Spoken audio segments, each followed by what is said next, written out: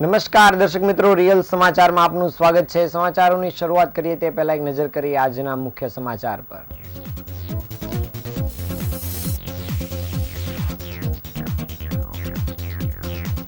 30 માર્ચે સુરતમાં રત્ન કલાકારોની હડતાલ, હીરા માર્કેટમાં બેનરો લાગ્યા।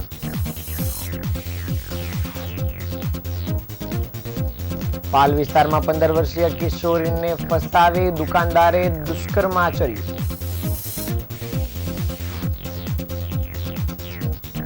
સુરત એરપોર્ટ પર ફ્લાઇટના બાથરૂમમાં યુવકે બીડી સળગાવી પેસેન્જરોના જીવ જોખમમાં મૂક્યા।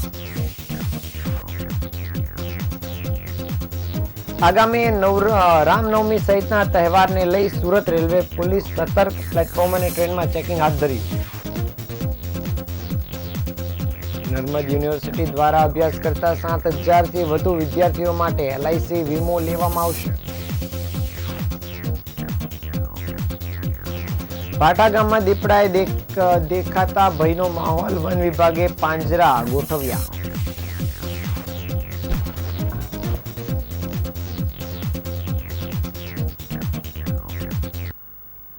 સમાચાર વિગતે જોઈએ। નોટબંધી અને કોરોના કાળને કારણે રત્ન કલાકારોના પરિવારોની સ્થિતિ કથળી રહી છે।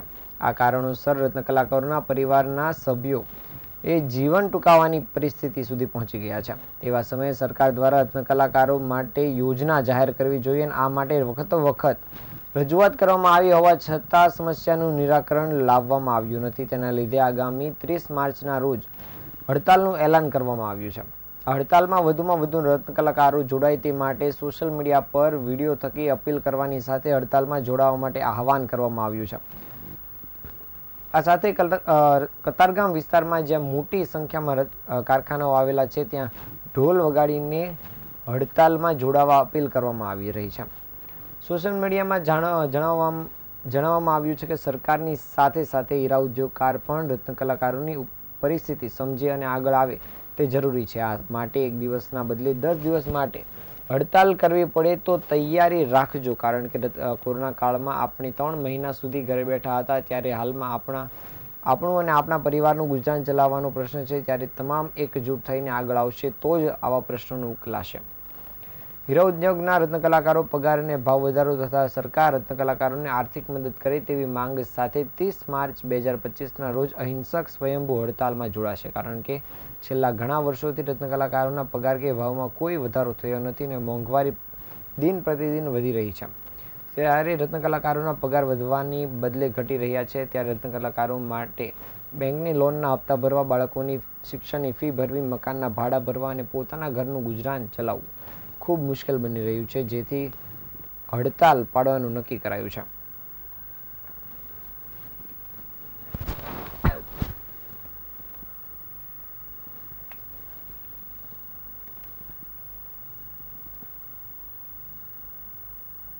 હડતાલની ચીમકી 10 તારીખે અમે કલેક્ટર સાહેબને આવેદનપત્ર આપી અને 20 દિવસની અંદર જો રત્ન કલાકારોનો 30% ભાવ વધારો કરવામાં નહીં આવે, રત્ન કલાકારોના જે મૂળભૂત જે પડતર પ્રશ્નો છે એ બાબતે જવાબ દેવામાં નહીં આવે તો 30 તારીખના રોજ અમે હડતાલ ઉપર ઉતરીશું।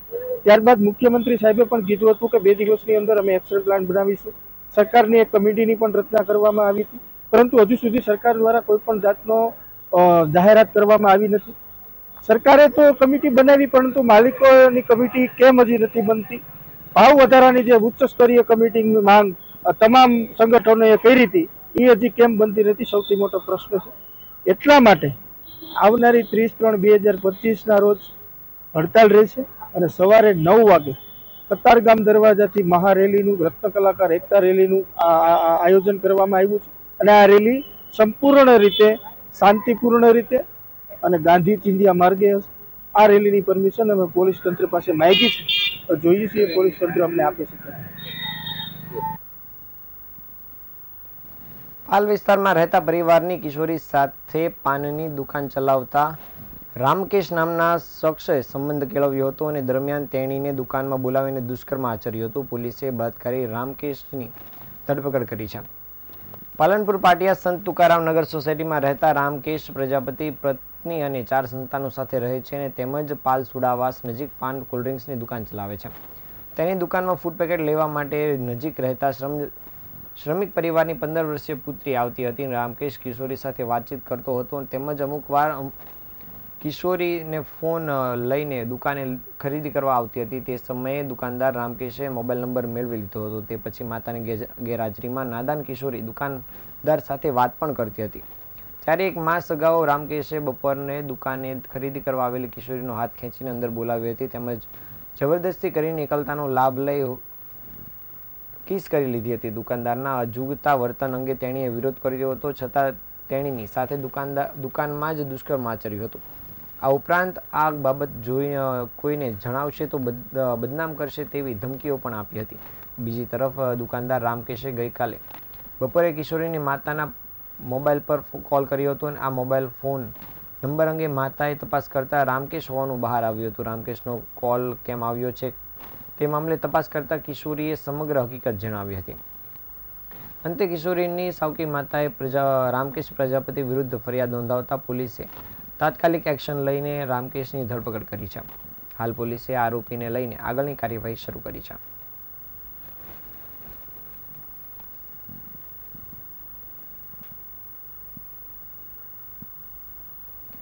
નવસારીમાં રહેતા યુવકે સુરત એરપોર્ટ પરથી કોલકાતા જવા માટે ઇન્ડિગો એરલાઇન્સની ફ્લાઇટ બુક કરાવી હતી. એરપોર્ટ પર ફ્લાઇટ ઊભી હતી ત્યારે યુવકે પ્લેનના બાથરૂમમાં જઈ બીડી સળગાવી સ્મોકિંગ શરૂ કર્યું હતું, જેના કારણે યુવકે ફ્લાઇટમાં સવાર 60થી વધુ પેસેન્જરોના જીવ જોખમમાં મૂકી દીધા હતા. જો કે બાદમાં સિક્યોરિટીને બાથરૂમમાંથી ધુમાડો નીકળવાની જાણ થતાં જ તેઓએ તાત્કાલિક યુવકને ઝડપી પાડ્યો હતો અને ડુમ્મસ પોલીસને જાણ કરી યુવકને પોલીસના હવાલે કરી દીધો હતો. બીજી તરફ ડુમ્મસ એરપોર્ટ પર ચેકિંગ કરતા CISFના જવાનો સામે પણ સવાલ ઊભા થયા છે. યુવક ફ્લાઇટની અંદર સુધી બીડી અને માચિસ કઈ રીતે લઈ ગયો તેને લઈને પણ સવાલ ઉઠ્યા છે. મૂળ પશ્ચિમ બંગાળના વતની અને હાલમાં નવસારીમાં શાંતિદેવી રોડ પર વિદ્યા ભારતી સંકુલ સામે આવેલા કામગીરુ પાર્કમાં રહેતા 38 વર્ષીય અશોક બિસ્વાસે કોલકાતા જવા માટે ઇન્ડિગો એરલાઇન્સ ફ્લાઇટ બુક કરાવી હતી. તેની ફ્લાઇટ સુરત એરપોર્ટ પરથી હતી, જેથી તે નવસારીથી સુરત આવી ગયા બાદ સુરત એરપોર્ટ પરથી તેમણે પોતાની ફ્લાઇટમાં પ્રવેશ કર્યો હતો. આ દરમિયાન CISFના જવાનો દ્વારા તેમની સંપૂર્ણ ચેકિંગ કરવામાં આવી હતી. સુરત એરપોર્ટ પરથી ઉડાન ભરનાર ઇન્ડિગો એરલાઇન્સની ફ્લાઇટ વાયા જયપુર થઈ કોલકાતા જવાની હતી. જો કે ફ્લાઇટમાં કોઈ ખામી સર્જાવાના કારણે ફ્લાઇટ એરપોર્ટ પર એક સાઇડ એરિયામાં ઊભી રાખવામાં આવી હતી. આ દરમિયાન અશોક બિસ્વાસે પોતાની પાસેની બીડી અને માચિસ કાઢી પ્લેનના બાથરૂમમાં જઈ જ્યાં અશોકે બીડી સળગાવી સ્મોકિંગ કરવાનું ચાલુ કર્યું હતું. એક તરફ બાથરૂમમાંથી બીડીનો ધુમાડો બહાર નીકળતા સિક્યુરિટી ગાર્ડ અને એરપોર્ટના સત્તાધીશો દોડતા થઈ ગયા હતા. બીજી તરફ બીડીની સ્મેલ આવતા પેસેન્જરોમાં પણ ફફડાટ ફેલાયો હતો. તાત્કાલિક તેમણે ફ્લાઇટમાં દોડી આવેલા સિક્યુરિટીએ અશોક બિસ્વાસની બાથરૂમમાંથી બીડી પીતા ઝડપી પાડ્યો હતો અને તાત્કાલિક ડુમ્મસ પોલીસને જાણ કરી હતી. ડુમ્મસ પોલીસે ઘટનાસ્થળે પહોંચી અશોક બિસ્વાસની અટકાયત કરી હતી. એરપોર્ટના સિક્યુરિટીમાં ફરજ બજાવતા અમૃત વસાવાએ આ તમામ મામલે અશોક બિસ્વાસ સામે પોતાનો અને અન્ય 60થી વધારે પેસેન્જરોનો જીવ જોખમમાં મૂકવા બદલ ફરિયાદ નોંધાવતા પોલીસે ગુનો નોંધી આગળની તપાસ કામગીરી શરૂ કરી છે.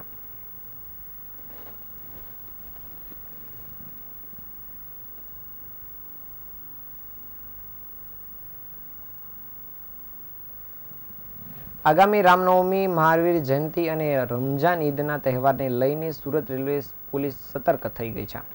સુરત રેલવે સ્ટેશન ખાતે સ્નિફ ડોગ ટ્રેક દ્વારા પ્લેટફોર્મ અને ટ્રેનમાં ચેકિંગ હાથ ધરવામાં આવ્યું હતું. આગામી રામનવમી તહેવાર અને મહાવીર જયંતિ ઉપરાંત રમજાન ઈદ અનુસંધાને જરૂરી તકેદારી રાખીને ચેકિંગ હાથ ધરવામાં આવી રહ્યું છે. રેલવેમાં ટ્રેન મારફતે માદક પદાર્થોની હેરાફેરી ન થાય તે અંગે તથા હાલના પ્રવર્તમાન સંજોગોને ધ્યાનમાં રાખી સ્નિફર ડોગ ડ્રેક દ્વારા ચેકિંગ હાથ ધરવામાં આવ્યું હતું. આ ચેકિંગ દરમિયાન સુરત રેલવે સ્ટેશન ખાતેથી પસાર થનારી ટ્રેન નંબર 12755 કાકીનાડા ભાવનગર એક્સપ્રેસના ચડતા ઉતરતા પેસેન્જરો અને ટ્રેનમાં મુસાફરી કરતા પેસેન્જરોનું ચેકિંગ હાથ ધરવામાં આવ્યું હતું. પ્લેટફોર્મ પરથી અવરજવર કરતા શકમન પેસેન્જરોના માલસામાનનું ઝીણવટભરી રીતે મેન્યુઅલી ચેકિંગ હાથ ધરવામાં આવ્યું હતું અને સુરત રેલવે સ્ટેશન પ્લેટફોર્મ પરના તથા પેસેન્જરોની ભીડભાડવાળી જગ્યાઓ અને મુસાફરખાના વગેરે જગ્યાઓ પર ચેકિંગ કરાયું હતું.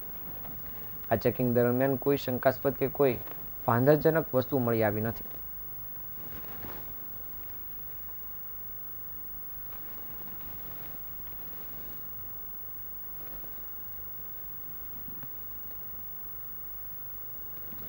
વીર નર્મદ દક્ષિણ ગુજરાત યુનિવર્સિટીએ વિદ્યાર્થીઓના ભવિષ્યને સલામત બનાવવા માટે ખાસ અને ઐતિહાસિક પગલું ભર્યું છે. યુનિવર્સિટીના એજ્યુકેટિવ કાઉન્સિલની બેઠકમાં મંજૂર થયેલા નિર્ણય અનુસાર યુનિવર્સિટીના તમામ ડિપાર્ટમેન્ટમાં અભ્યાસ કરતા 7,100થી વધારે વિદ્યાર્થીઓ માટે LIC વીમો લેવામાં આવશે. વિદ્યાર્થીઓના માટે વીમા સ્વખર્ચે લેવાના નિર્ણયના કારણે સંભવિત VNSU ગુજરાતની પ્રથમ યુનિવર્સિટી થશે. નર્મદ યુનિવર્સિટીએ પોતાની 60મી વર્ષગાંઠ પર વિદ્યાર્થીઓના હિતમાં એક ઐતિહાસિક નિર્ણય લીધો છે. યુનિવર્સિટીની એક્ઝિક્યુટિવ કાઉન્સિલની બેઠકમાં આ નિર્ણયને મંજૂરી આપવામાં આવી છે, જેમાં યુનિવર્સિટીના તમામ વિભાગના અભ્યાસ કરતા 7,000થી વધુ વિદ્યાર્થીઓ માટે LICનો વીમો લેવામાં આવશે. આ વીમા હેઠળ વિદ્યાર્થીઓને 1 વર્ષ માટે કવર આપવામાં આવશે અને કોઈ અનિચ્છનીય ઘટના, અકસ્માત અથવા ગંભીર ઇજા થાય તો વિદ્યાર્થીઓને રૂપિયા 1 લાખ અથવા તેનાથી વધુની આર્થિક સહાય મળશે. આ યોજના હેઠળ સૌથી મહત્વની બાબત એ છે કે વિદ્યાર્થીઓના વીમા પ્રીમિયમનો સંપૂર્ણ ખર્ચ યુનિવર્સિટી પોતે ઉઠાવશે, જેથી વિદ્યાર્થીઓ અથવા તેમના પરિવાર પર કોઈ વધારાનો આર્થિક બોજ ન આવે. યુનિવર્સિટીના વાઇસ ચાન્સેલર કિશોરસિંહ ચાવડાએ સ્પષ્ટ કર્યું છે કે LIC સાથે આ અંગે ચર્ચા પણ કરવામાં આવશે અને કોઈ પણ એજન્ટની માધ્યમથી જરૂરી નહીં રહે. હાલમાં LIC સાથે દરેક વિદ્યાર્થીઓ માટે કેટલું પ્રીમિયમ નક્કી કરવાનું બાકી છે, પરંતુ એજ્યુકેટિવ કાઉન્સિલે આ યોજનાને પુષ્ટિ આપીને ભવિષ્યમાં તેને અમલમાં મૂકવા માટે માર્ગ મોકળો કર્યો છે.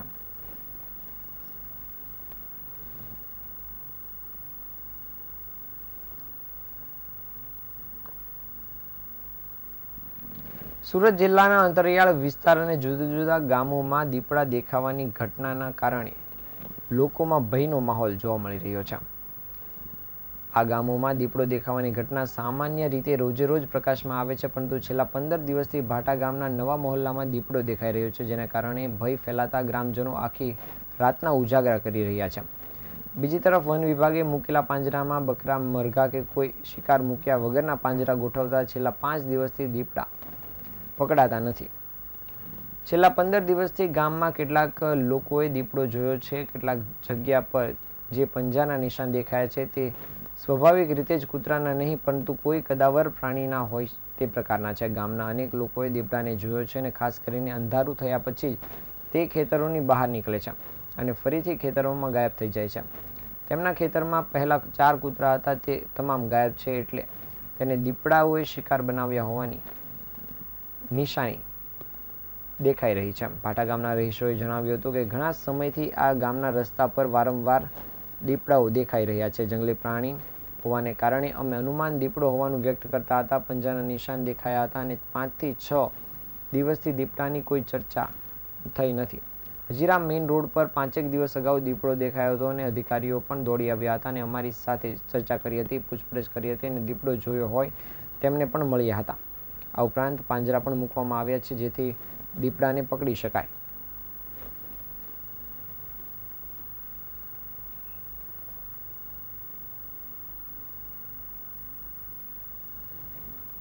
સમાચારના અંતે ફરી એકવાર નજર કરીએ આજના મુખ્ય સમાચાર પર.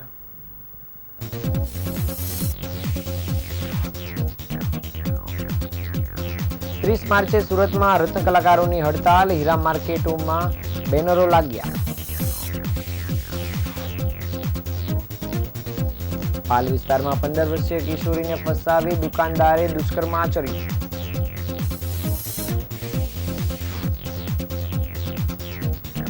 સુરત એરપોર્ટ પર ફ્લાઇટના બાથરૂમમાં યુવકે બીડી સળગાવી પેસેન્જરોના જીવ જોખમમાં મૂક્યા.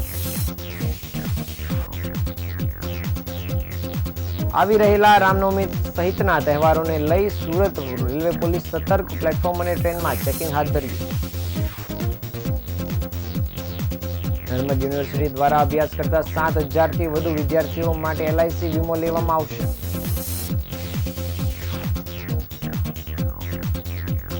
ભાટા ગામમાં દીપડો દેખાતા લોકોમાં ભયનો માહોલ, વન વિભાગે પાંજરા ગોઠવ્યા.